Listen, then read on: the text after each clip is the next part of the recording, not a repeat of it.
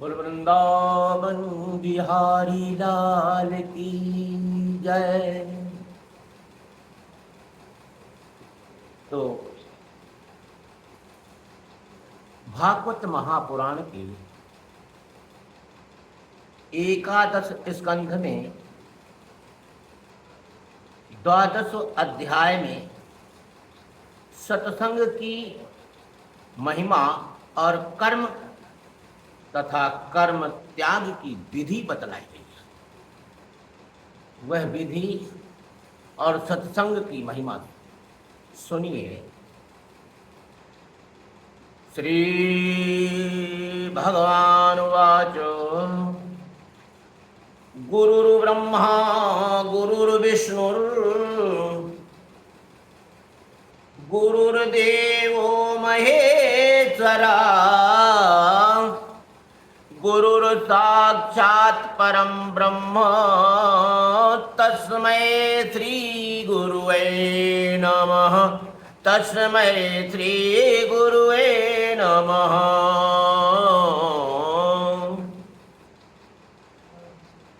तो भगवान कहते हैं न रोधयति माम योगो न सांख्यम धर्म एव च न स्वाध्यायस्तपस्त्यागो निष्ठापूर्तं न दक्षिणा। व्रतानि यज्ञछन्दांसि तीर्थानि नियमायमा यथा वरुन्धते धे सत्संगः सर्वसंगः पहुहि माम सत्संगेन हि दैतेया यातु धाना मृगा खगा गन्धर्वाप्सरसो नागा सिद्धास्त्राश्चरणं गुह्यका विद्याधरा मनुष्येषु वैश्याशूद्रा स्त्रियोऽन्त्यजा रजस्तमः प्रकृतस्यस्तिर्मनुस्तस्मिन् युगे नघ बहवो मत्पदं प्राप्तस्त्राकायाधवादयः वर्षपर्वा बलिर्बाणो मयश्चाथ विभीषणः सुग्रीवो हनुमत्प्रच्छो गजो धृग्लो वणिक्पतः व्याधः कुब्जा व्रजे गोप्यो यज्ञपत्न्याः तथा परे तेनाधीत श्रुतिकरां नोपासित महत्तपः अव्रता तप्त तपसः सत्संगान्मापुपागता।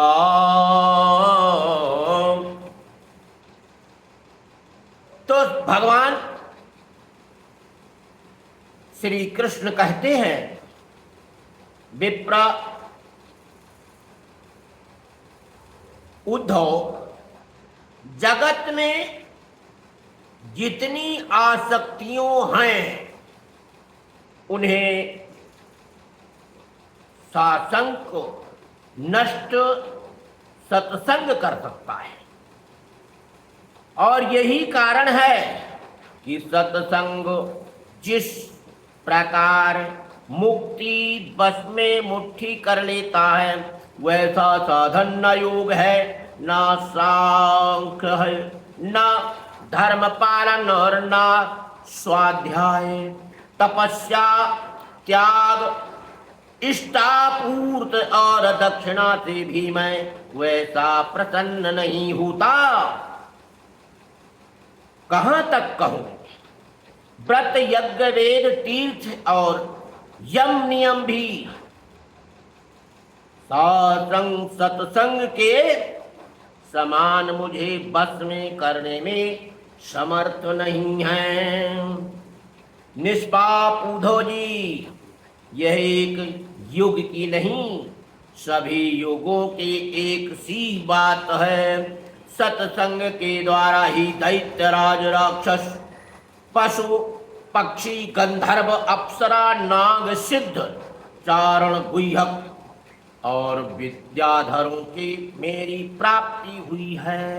मनुष्यों में वैश्य, शूद्र, स्त्री और अंत्यज आदि रजोगुणी, तमोगुणी प्रकृति के बहुत से जीवों ने मेरा परम पद प्राप्त किया है। वृत्रासुर, प्रहलाद, बृहस्पर्वा, बलि, बाणासुर, मैदानों, विभीषण, सुग्रीव, हनुमान, जाम्बवंत, गजेंद्र, जटायु, तुलाधार, वैश्यधर्म, व्याध, कुब्जा, ब्रज की गोपियां, यज्ञ पत्नियां और दूसरे लोग भी सत्संग के प्रभाव से ही मुझे प्राप्त कर सके हैं। उन लोगों ने ना तो वेदों का स्वाध्याय किया है था और ना विधि पूर्वक महापुरुषों की उपासना की थी। इसी प्रकार उन्होंने कृच्छ्न, चांद्रायण आदि व्रत और कोई तपस्या भी नहीं की थी। बस केवल सत्संग के प्रभाव से ही वे मुझे प्राप्त हो गए हैं। बोल वृंदावन बिहारी लाल की जय। तो केवलेनो हि भावेनो गोप्यो गावो नगा मृगा वैष्णो मूढ़ विद्या या नागा सिद्धमादि पुरंजना मन्यम न योगेन सांख्येन दान व्रत तपोधरे व्याख्या स्वाध्याय संन्यासे प्राप्नुयाद यत्नवानपि रामेण साध मथुरां प्रणीते साफल्किना मयि अनुकृते चित्ता मृगाडमावेन मे वियोगा तीव्राधनो नन्यहृतृषु सुखाय ताश्रेष्ठतमेन नीता मयेव वृन्दावन गोचरेण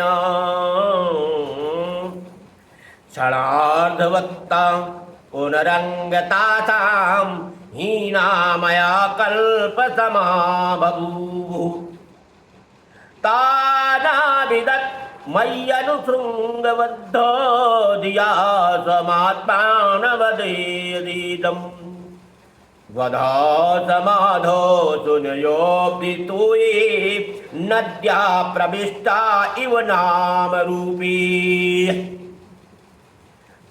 मत्कामारमणं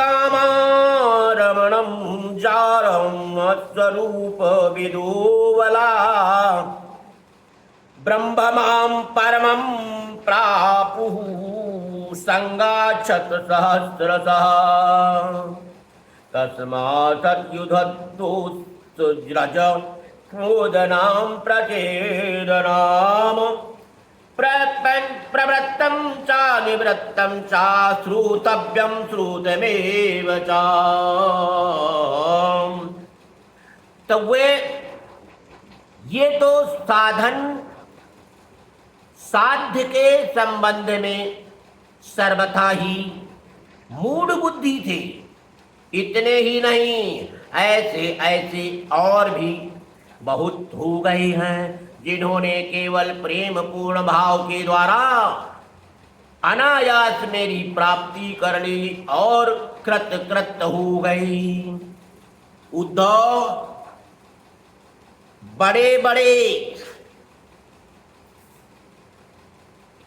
प्रापत्नशील साधक योग, सांख्य, दान, व्रत, तपस्या, यज्ञ, श्रुतियों की व्याख्या, स्वाध्याय और संन्यास आदि साधनों के द्वारा मुझे नहीं प्राप्त कर सकते हैं, परंतु सत्संग के द्वारा तो मैं अत्यंत सुलभ हो जाता हूँ। उद्धव, जिस समय अक्रूर जी भैया बलराम जी के साथ मुझे ब्रज से मथुरा ले आई, उस समय गोपियों का हृदय गाढ़ प्रेम के कारण मेरे अनुराग के रंग में रंगा हुआ था।